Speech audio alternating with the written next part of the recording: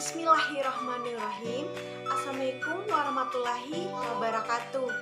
Apa kabar semuanya? Semoga tetap sehat dan tetap semangat belajar ya.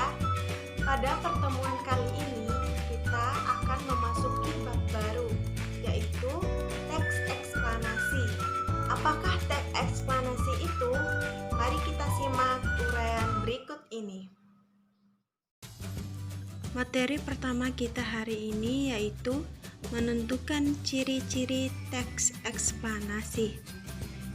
Setelah mempelajari materi ini, kamu diharapkan mampu menentukan informasi dari teks eksplanasi berupa paparan fenomena alam yang kamu dengar atau kamu baca. Adik-adik, tentu kalian baru mengenal teks eksplanasi. Barangkali di benak kalian bertanya-tanya, apa itu teks eksplanasi? Teks eksplanasi adalah teks yang berisi tentang proses mengapa dan bagaimana suatu peristiwa alam, ilmu pengetahuan, sosial, budaya, dan lainnya bisa terjadi. Jadi, peristiwa baik alam maupun sosial yang terjadi di sekitar kita pasti selalu mempunyai hubungan sebab dan akibat, dan ada prosesnya.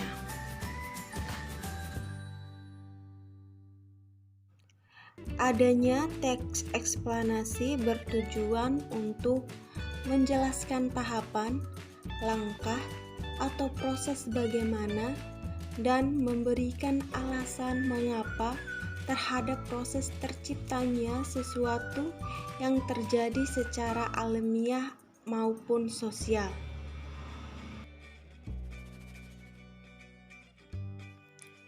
Selanjutnya ada ciri-ciri teks eksplanasi. Ciri yang pertama, bersifat informatif. Maksudnya, teks eksplanasi mengandung informasi berupa terjadinya fenomena alam yang mungkin belum diketahui oleh pembaca sebelumnya. Jadi, ketika kita membaca teks eksplanasi, kita bisa mendapatkan ilmu baru atau informasi baru. Ciri yang kedua, membahas fenomena alam atau ilmiah, di mana fenomena alam ini bisa dijelaskan berdasarkan ilmu pengetahuan. Ciri yang ketiga, menggunakan sequence markers atau penanda tahapan.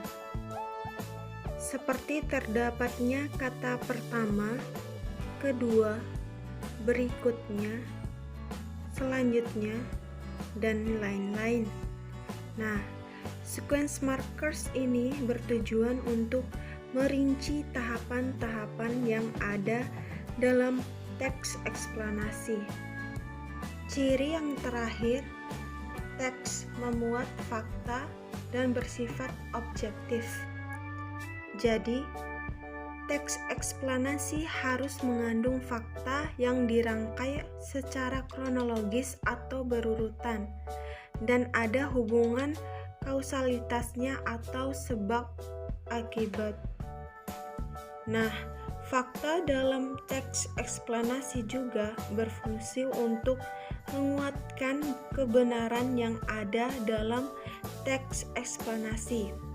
Sedangkan objektif artinya teks eksplanasi tidak memihak pada siapapun dan tidak berusaha untuk membujuk atau mempengaruhi seseorang.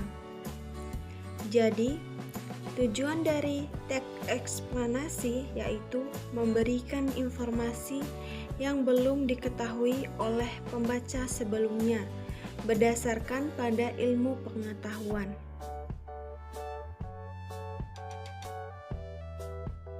Demikian materi kita hari ini. Semoga apa yang Ibu sampaikan bermanfaat untuk kamu yang hari ini masih belajar di rumah.